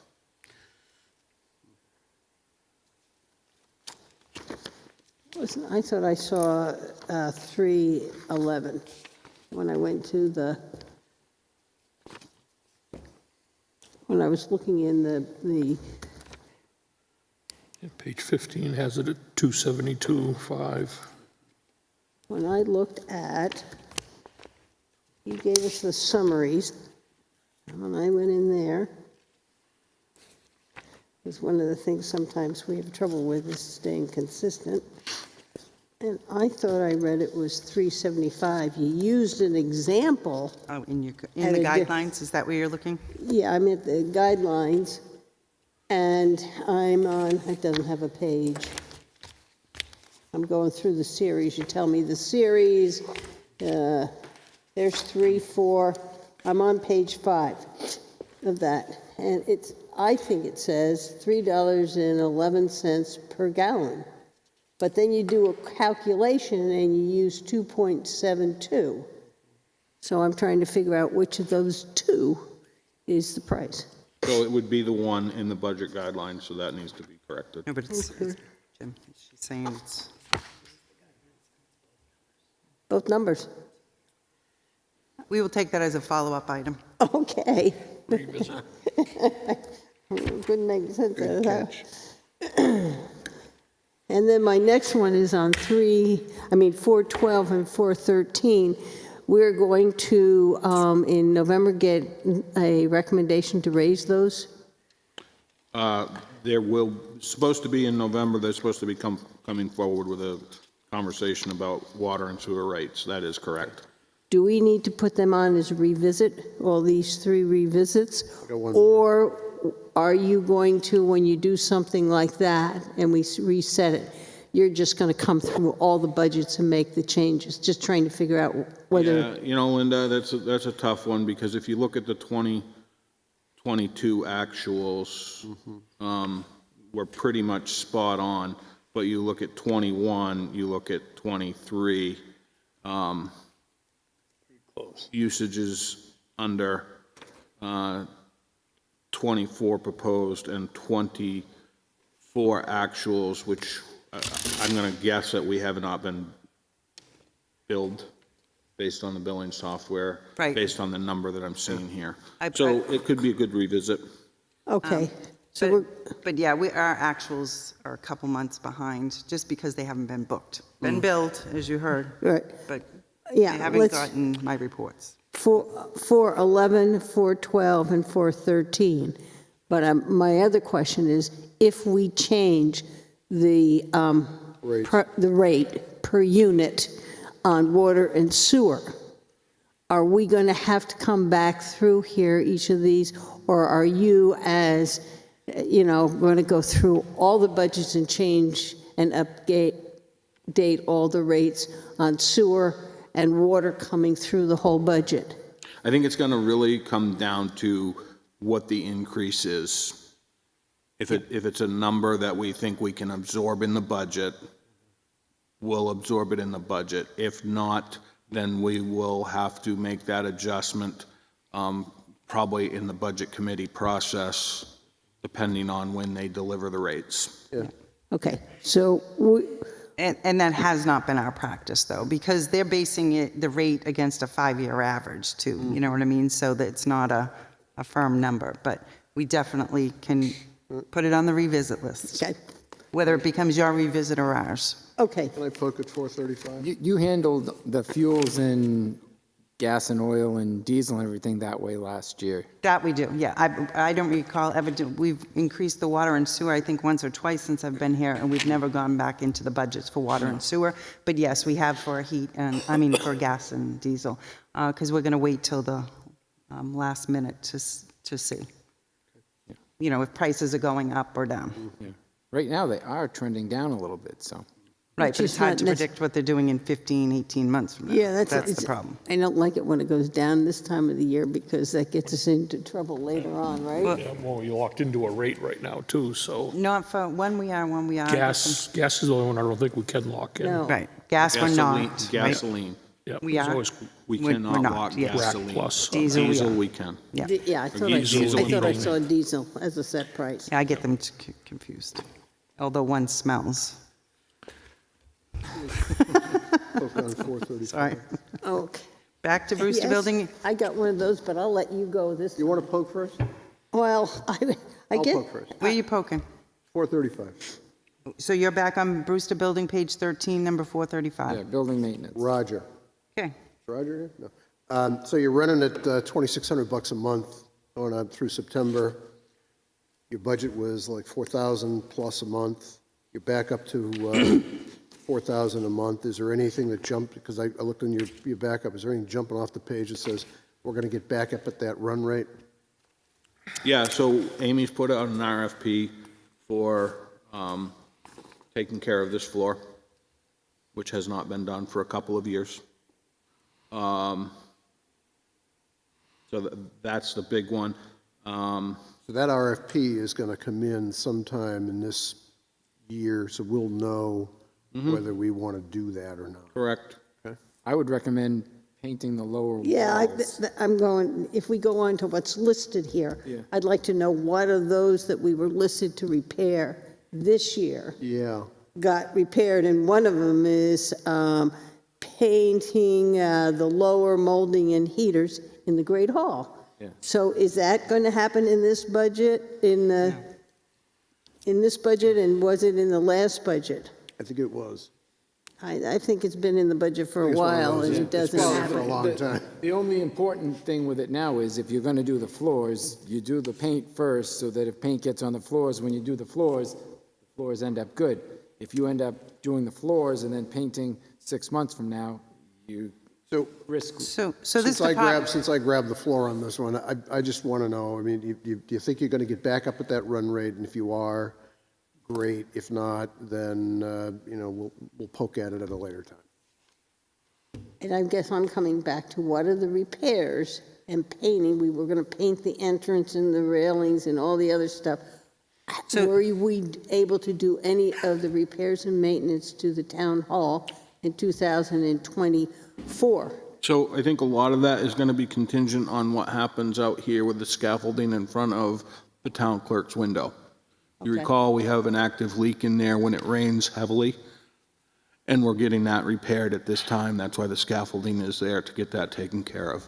Okay. I'm going to sit here and say there's going to be probably no possible way we're going to get the painting done in this hall this year. We can try, but we can't find contractors. They're all busy. not They're all busy. So we actually had a conversation with the city of Laconia. They're having troubles getting people to do their floors as well. So that's why Amy reached out to them regarding their RFP so we could steal it, because the people who did this floor the last time, according to Amy, with her conversation with Terry, they're no longer in business. So was a guy. and by the way, just to pile on that one, I mean, I'm thumping on Steve, about, is somebody going to go fix the Libby? And he's scratching his, what, trying to find somebody to go out and do it. So trying to find, Yeah, same thing with the community center. We've Yeah, been yeah, trying yeah. to get somebody to paint the community center and do work over there for a year. okay, so having said all of that, so the likelihood is going to be an underrun on the 24 Well, number. you don't know what this window's going to cost us. Yeah, well, it might be. So then the question is, should we revisit this or not for 25? I don't have any problem with the amount. I think this is one thing that keeps on not getting done. Correct. And I'd like to leave as much in here. The other thing about the floor, Jim, we used to have the person do this floor, used to do Carpenter School's gym floor. Yeah. So you may want to find out who that person was also. But I'd like to leave it as is. Anybody else? I agree. I think we should leave the money there, and hopefully the economy changes, we can find the contractors and get some of these done. Yeah, and don't you have some bricks outside? You keep on talking So, about Dave. I've actually, I got Dave's I bricks. gave up on that one. I've actually had a conversation with CCI and the masons who are down there at the public safety building now. I've been provided the contact information to repoint some of the bricks. Nice. Okay. I wrote carpentier, Jim. Getting late. I love it. Okay, that's I guess the, it ain't going on the revisit list. I'm perfectly comfortable with funding things that are going to get done. Gotta fix our. well, let's As long as say, they get done. let's say we're really pushing hard to use that money. Yeah, Okay, we were hoping to get somebody in here the week of Thanksgiving so that we could get the floor taken care of, it could sit, and then we could come in after it cures. But unfortunately, that's not looking very fruitful right now. okay. And then I guess the last one is the 600 series. Okay, moving on. I'm going to go, this is. Page 18, code enforcement. Yeah, that's where I was going to go I know. next. Code, All right. So code enforcement, you're looking at a reduction of 3.2%.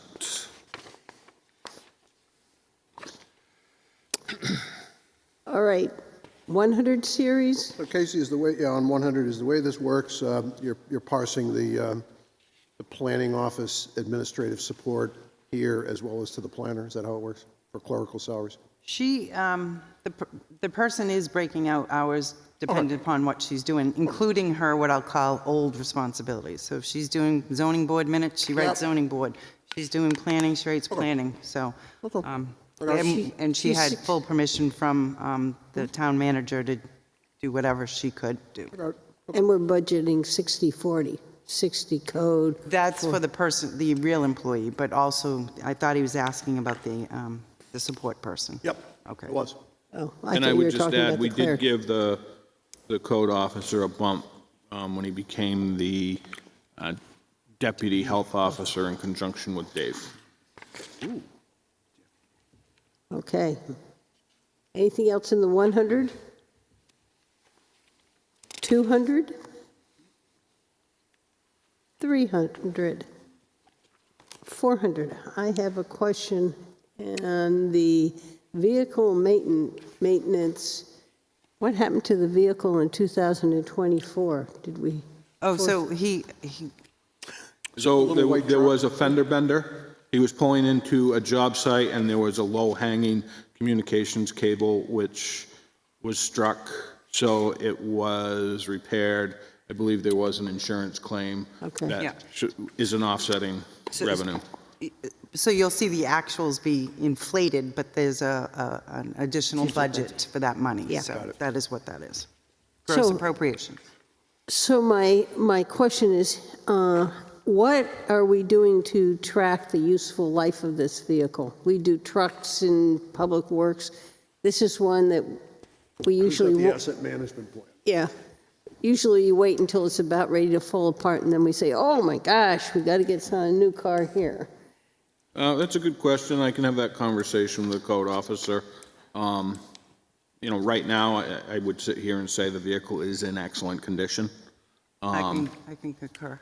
Huh? I can concur. I drove it. Yeah, it's well taken care of. Wheeling around town in the code enforcement truck? But I can have a conversation with Jason about what's the replacement cycle for this thing look like? Yeah, so we have some idea. Are we talking another 5 years? Are we talking Next 10 year. year, or next year? I would sit here with a great deal of confidence and say 5 to 8 years. More? It would be nice if on here, because we have no other way to track it, it's, in year blank of how many years it Yep. has to live. It just gives us a way to keep contract. So what are you saying, how many years left or how old it is? If you say we have, you Anticipated say a race replacement 15-year year. lifespan, and you're 5 years into that 15, the Board of Selectmen and the Budget Committee kind of have an idea of where we are on it. Got it. We get that in our capital reserves for our other vehicles. It's like the physical depreciation of the asset. Can I ask a question just of, Sure. so this individual has caught a bunch of thought leadership. Are we comfortable that this person has everything that he needs to do his job? Everything. Do you want the answer to that? I do. No, he does not. What? He does, there are not enough hours based on the volume of work that he We performs. can't manufacture more hours, so what can we do? The reason I bring it up is we all have witnessed, seen, heard all the stuff. The question obviously is, what do we do to help improve his odds of being successful? I think a lot of that is contingent on the planner, His coach. correct? What skill set the planner brings to the table. You know, that office is very busy.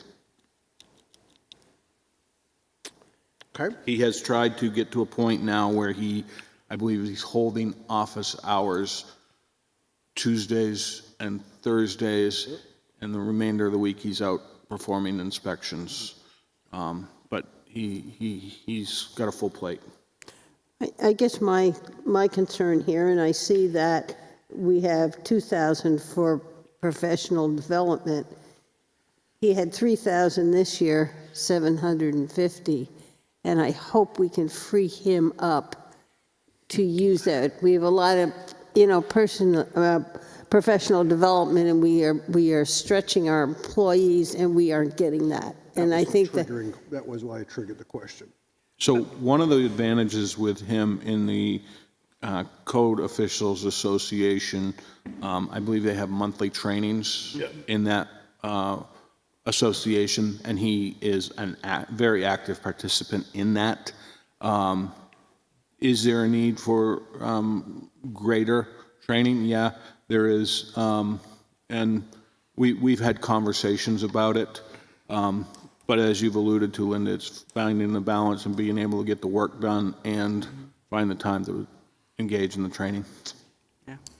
Well, and I bring it up because we've had, at least in the past few nights, some very preliminary conversations about looking at our ordinance package and how is that going to work in the future, which could imply more enforcement or whatever happens, which just puts more work on this budget.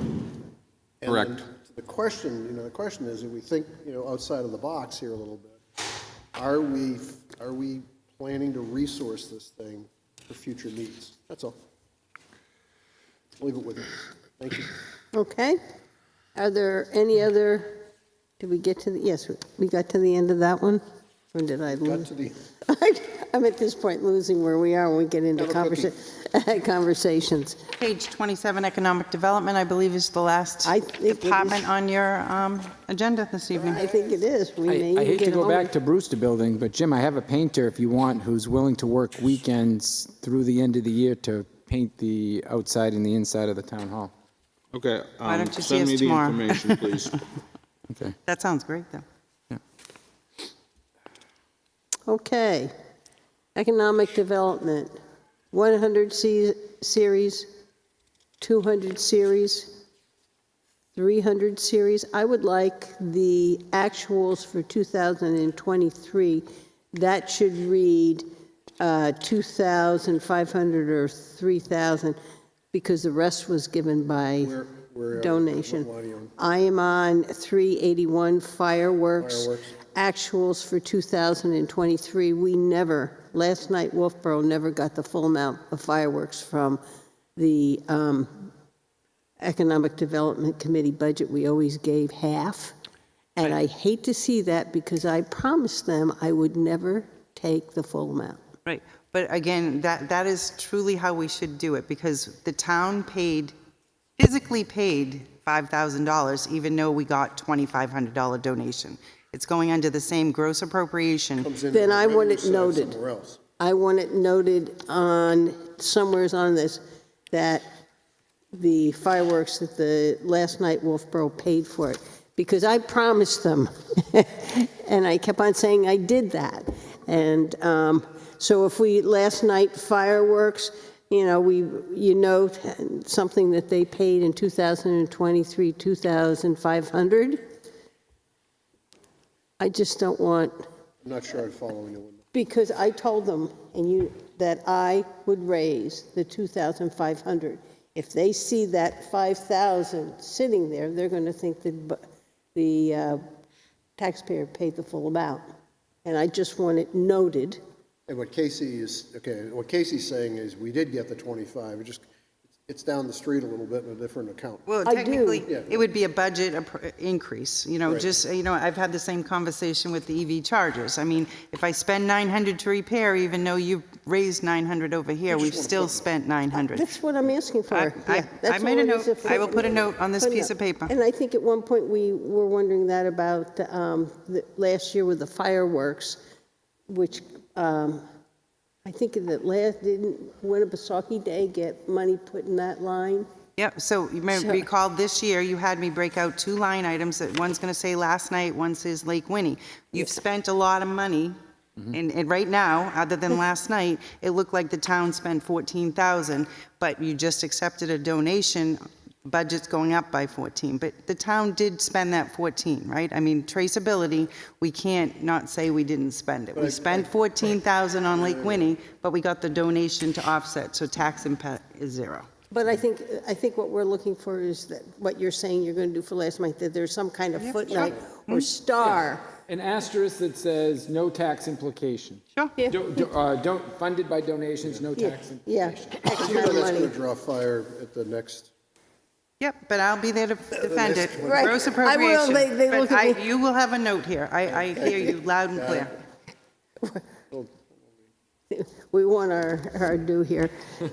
Yeah, no, I hear you. You guys work very hard to, bring in donations for some of these projects to have no tax impact. The only way I could get the 2,500 for years was to pledge that I would not, so.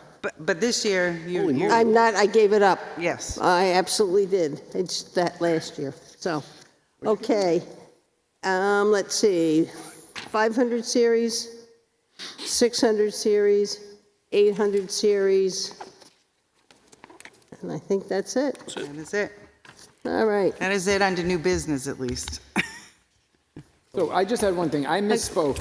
Didn't we have 2 warrant articles that said that we can't, that the taxpayers put forward that said we can't use the unassigned fund balance to fund warrant articles? Not in my, when do you think this happened? Didn't we have those? I thought that there was petition warrant articles, 2 of them that went forward, 1 years ago and 1 recently. That was you can't accumulate more than 10% of your unassigned fund balance. I think Brian's on a different question. I think Brian is asking, was there a petition warrant article that basically said, I'm restricting you from using those things to fund, even if it's not more than 10%, I'm restricting it. I don't think so. I think there was. It's what I read last night. Yeah. I could show you, I could hand you this. What year is that one from? I read this last night, but there was a warrant article. In 2002, there was Article 16, and 24, there was Article 23. The wording's a little confusing, but, reduce the surplus carried over from the prior year to an amount no greater than 10% of the operating budget. Right. Not saying you can't use it, but this specifically was to offset fund balance to reduce taxes. Specifically off of the warrant. I think that's what you're thinking of. And I will pull out my town report from last year and see if that other warrant article's in there. Okay, that's where if I had that question, that's where I go all the time to pull it.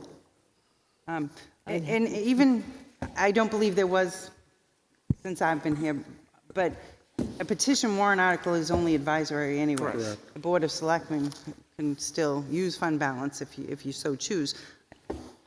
So the meeting minutes from the deliberative session read, Article 23, reaffirm 2002 warrant Article 16 surplus policy. To see if the town will vote to reaffirm the 2002 warrant article surplus policy. Each year, the town shall reduce the surplus general fund unassigned fund balance carried over from the prior year to an amount no greater than 10% of the operating budget voted the current year by applying the excess as fund balance to reduce taxes, and further Yes, that was Suzanne. said amount to reduce taxes shall be affirmed, disclosed, and voted by the Board of Selectmen at a regular board meeting. I think we talked about only using the unassigned fund balance towards bringing down the tax rate. We as a board talked about that, and not to apply it to a warrant article. I think that's the only lever you can, But it's not a Although we were talking about it as a policy. do you think, did we vote on it as a policy, you think? I do not recall that. I do not recall that either. I wasn't here, but I don't recall it prior to my leaving. I mean, I do recall the conversations. I do recall the And the conversation. conversations were pretty clear that we would not utilize the fund balance going forward for projects. We discussed it, but there was no actual. I don't know if we actually voted on it. But Brad thinks we may have. Well, I remember the discussion anyways. Oh, I know for sure we discussed it. And that was what we agreed, had thought that's what we want to do. And so that's one of the issues when we start talking about using the unassigned fund balance for. Correct. No, you're right. I would just, if we get backed into a corner and we have to use the unassigned fund balance to pay for our revaluation, I think we might take some. If DRA says we have to do it, that's not us making that decision. That's DRA looking at our fund balance and saying, we are noting on whatever MS sheet it is that X amount of dollars is going to be used for this purpose, period. Yeah, this reevaluation, and I think Jim is going to give us some more thinking on this. If it is an immovable object, that's why I asked Todd, if this is an immovable, and by the way, I think one of our budget committee people believes it is as well, then we go into the default budget, we have to find a way to get it done. We could put out a warrant article. If the warrant article gets turned down, we have to find a way to get it done. So you just do a decision tree out on this thing. We have to find a way to get it done. And so then the question for us to chat about later is, do we put it in the operating budget or not? I did go and find the warrant article that you did in 2020, and I just pulled the wording so that when we do talk warrant articles, we can discuss that. Yeah. And you did take it from undesignated fund balance in 2020. But I think we did say that, whether we made a policy or not about it. I think we talked about it, so it is not going to be, oh, no big deal. Right, but it was criticized last night when you didn't use money to offset taxes too. So, Yeah. I mean, that was a different but this is why you maybe didn't use it, so you could use it for this. Because this impacts the tax rate, right? I mean, but that's. I guess I thought about lowering it, and when we looked at what we had carried other years, I decided not to. I'm with Brian. I think we're going to have to really work hard if we decide to use unassigned fund balance to fund that based on other things that we said. Right. And that's why it came to you tonight, because we've got a month I think there's two before we ways you can start get the warrant taxes done. articles and before you cut the burn hand the rate. budget over, so. That's the easiest way to do it. And to Paul's point, RSA 75:8A requires municipalities to reappraise real estate within the municipality at least once every 5 years. 5 years. And that was all part of the warrant article that was done in 2020, when I. Yep. This When I one wrote we it. don't, because that's just. So this is our drop dead year. This one We was had to we go have to. on. down to Paul. I agree with you. Yeah, the question is, I mean, how does it's it get not, it's not an easy pill to swallow, but Sign. we gotta do it. I mean, if we push it off and then they come to require us to, what's the difference? We haven't gained anything. I have one other business. I would like to put 2 agencies on our revisit, the Lakes Region Visiting Nurse and the Greater Wakefield Resource Center. Neither one of those we had given to in a prior year, and when we start looking at where the budget is. I'm sorry, Linda, my notebook was closed. The Lakes Region Visiting Nurse, and they wanted, I think it was 500. 5,000. 5,000. Yeah, and then the other one, and then the Greater Wentworth or whatever that one was? The other one, yeah, the Greater Wakefield Resource sorry. Center, I believe. So those are both revisits. Yeah, just, yeah. Does anybody else have any revisits or any other business? other than what we talked about tonight? Nope. Could I just, Sure. for clarification purposes, do you have a preferred night to revisit those? Because we need to contact them. Oh, to I don't revisit think the we need them to come here to revisit. Okay. My feeling is, we didn't give to them any other year. They're new requests. I think at the VNA, you did give to. last year, Yeah, this year. Hold on. I didn't think, I thought I mean, that for was the blank. 24. So it fell out of the budget, but you did decide to give it to them. If you look on the actuals, we did give them 5,000, and that was because you didn't give 25 to senior center and meals. So Linda, what's your pleasure? Have them just telephonically dial in, or? No, I'm just looking at the funding and just saying, okay, we got to cut someplace. And because it had fallen off because of the default budget last Yeah. year was the first year, Right. those would be 2 that I would take a look at it. And when we go to revisit, if we're looking for funds, Yep. are 2 that I would look at. No, and I put it on the revisit, I just wanted you to be clear that we Yeah. did pay it in '24, because you guys did approve it in '24, but because of default, it fell off. So they Correct. were paid in '24, Okay, even though there wasn't a budget. okay. Do we need a motion to adjourn? I'm just going to go down here, make sure we don't have anything else. We don't have any public input. All right, Dave, you're on. I move we adjourn. Second. Okay, got a motion by Dave, a second by Brian. Any further discussion? All those in favor? Aye. We are adjourned.